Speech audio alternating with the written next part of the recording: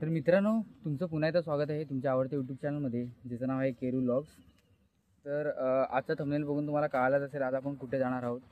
तर आज आपण जाणार आहोत मुर्डेश्वरला, जे टेम्पल आहे, जे शंकराचं मंदिर आहे, तिथे आम्ही जाणार आहोत. तर आताच आम्ही स्टेशनला वगैरे उतरलो आहोत, तुम्ही बघू शकता. तर हा ब्रिजवरून वरती येऊन आता आम्ही खाली स्टेशनला जाऊन तिथून बाहेर हायवेला जाणार आहोत. कारण की त्या साईडच्या हायवेला रूटला आम्ही कनेक्ट झाल्याच्या नंतर पलीकडेच ते मंदिर आहे वाटतं. तर आता आम्ही जाऊ, नाश्ता वगैरे करू, थोडं फ्रेश वगैरे होऊ आणि पुढे पुढे तुम्हाला मित्रांनो ब्लॉगमध्ये बघायलाच मिळेल काय काय असणार आहे. तर आता आम्ही ब्रिज वगैरे पार करून उतरलेलो आहोत.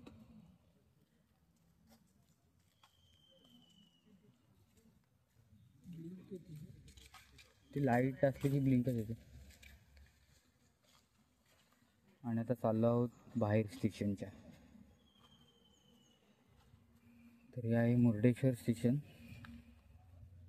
तर मित्रांनो, तुम्ही सुद्धा इकडे येणार असाल तर तुम्हाला ह्या व्लॉगमधून बघायला मिळेल कसं ट्रॅव्हल करायचं वगैरे.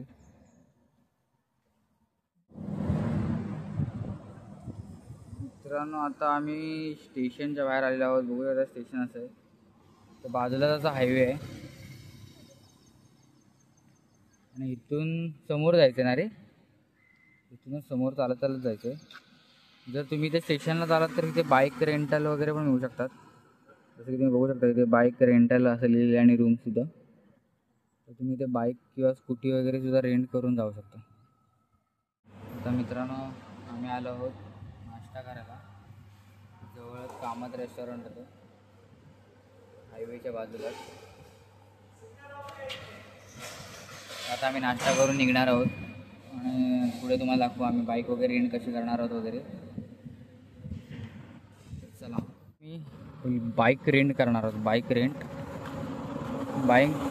केल्याच्यानंतर आम्ही सगळीकडे फिरायला सुरुवात करणार आहोत. तुम्हाला पुढे दाखवतो बाईक रेंट वगैरे कुठे इथे करू शकता तुम्ही वगैरे. मित्रांनो, आता आम्ही गाडी रेंट वगैरे केलेली आहे, बघू शकता ॲक्टिवा. आणि आधी देवळात वगैरे जाणार, नंतर बाकीचे जे लोकेशन्स आहेत तिकडे आम्ही जाणार आहोत. तर पहिले तुम्हाला देवळात जातो ते आम्ही तुम्हाला दाखवू. तर आता बघू शकता की आम्ही निघालेलो आहे, फ्रेश वगैरे होऊन आता निघालेलो आहे. पाऊस पण नाही, नशीब पाऊस पडला पण नाही पाहिजे. जर पाऊस पडला तर मग सगळं संपलं. आता पहिला आम्ही देवळात जातो मित्रांनो. आता मित्र आम्ही एंट्रन्स आहे हायवेच्या आतमध्ये निघालेलो आहोत. आता जवळजवळ 2-1 किलोमीटरच्या अंतरावरती मंदिर आहे. तर आता डायरेक्ट आम्ही तुम्हाला मंदिराच्या तिथे पोहोचल्यावर दाखवू मंदिर कसं दिसायला वगैरे. तुम्ही बघितलं असेल तर तुम्हाला पुढे व्हिडिओ. आता मित्रांनो, आपण मंदिराच्या तिथे पोहोचलेलो आहोत. बघू शकता हे मंदिर. आणि ते पुढे गेल्यावर आतमध्ये जाऊन तुम्हाला प्रॉपर आम्ही पोहोचलेलो आहोत. तुम्ही हाईट बघू शकता किती मजली आहे. 1 2 3 4 5 6 7 8 9 10 11 12 13 14 15 16 17 18 मला. आणि इथे आतमध्ये तुम्ही लिफ्टने सुद्धा 20 रुपये त्यांचे चार्जेस आहेत, ज्याच्यामधून तुम्ही लिफ्टने जाऊ शकता. परत तुम्ही इथे कधी आलात तर इथे रेस्ट करण्यासाठी रेस्टिंग हॉलसुद्धा आहे, तिथे सुद्धा तुम्ही रेस्ट वगैरे करू शकता. आणि इथे बघा वरतीच मस्त की बीच साईड बीच रेस्टॉरंट, तिकडून पूर्ण बीचचा व्ह्यू बघता येऊ शकतो आणि नाश्तासुद्धा करायला मिळू शकतो. थोडा सकाळी 7:30 वाजलेले आहेत आणि एवढ्या लवकर सगळे पर्यटकसुद्धा पहिल्याच पोचलेले आहेत बघायला.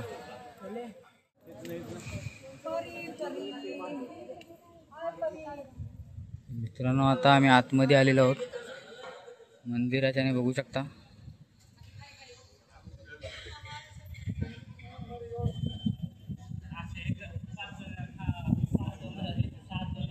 तिकडे पण आपण जाणार आहोत मागच्या बाजू. ते बसायला आहे भाविकांसाठी वगैरे. आणि आता इथे थोडंसं दर्शन वगैरे आपण घेणार आहोत आणि आता पुढे अजून काय काय ते सगळं तुम्हाला दाखवूच.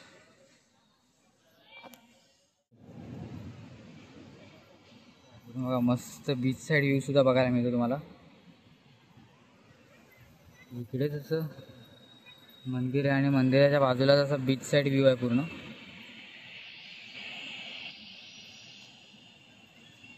आणि इथून आता आतमध्ये आपण दर्शन घ्यायला जाणार आहोत.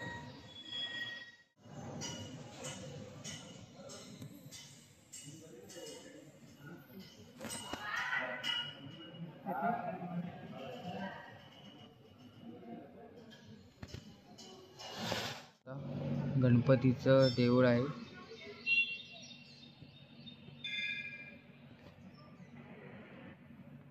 इथूनच पुढे आलात की तुम्हाला अजून छोटी छोटी सुंदर अशी देवाच्या मूर्ती, हनुमानाचं मंदिर आहे.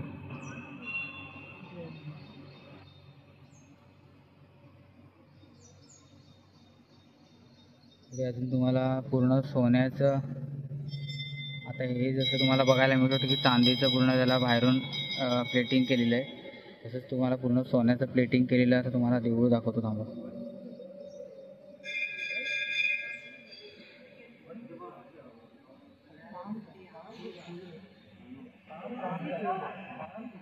पूर्ण सोन्याचं आहे मित्रांनो, बघू शकता. पूर्णपणे सोन्याचा रथ आहे हा.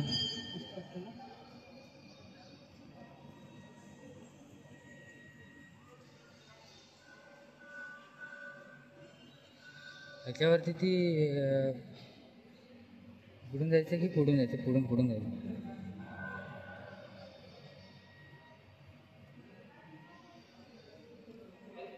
वरती शिवा स्टॅच्यू, इथे जाणार आहोत. इथून वरती जायचं डायरेक्ट सरळ.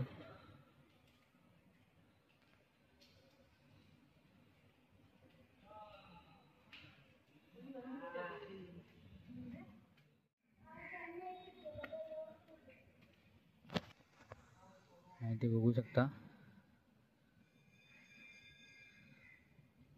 नागाचे हे आहेत, नागाचे शिल्प वगैरे. आणि ते फोटो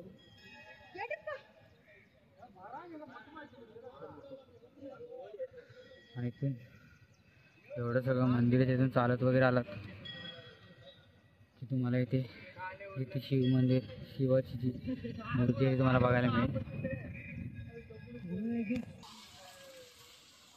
तर आम्ही ते वरती जाणार आहोत.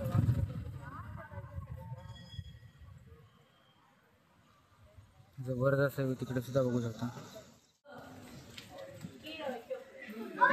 बघू शकता सुंदर असे स्कल्पचर, एवढा मोठा.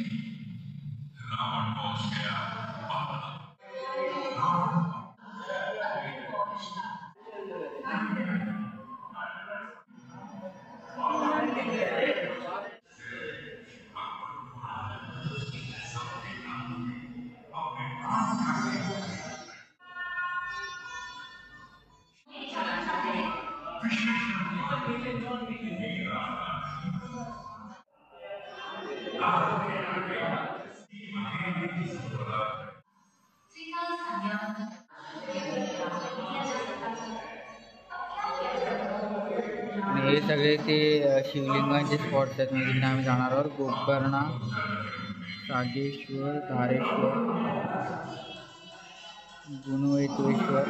आणि आता आम्ही जिथे आलो आहोत ते बघितलं आतमध्ये पूर्ण जी हिस्ट्री होती ती कशी त्याने एका स्कल्पचरमध्ये फॉर्म करून सगळं दाखवण्याचा प्रयत्न केला होता.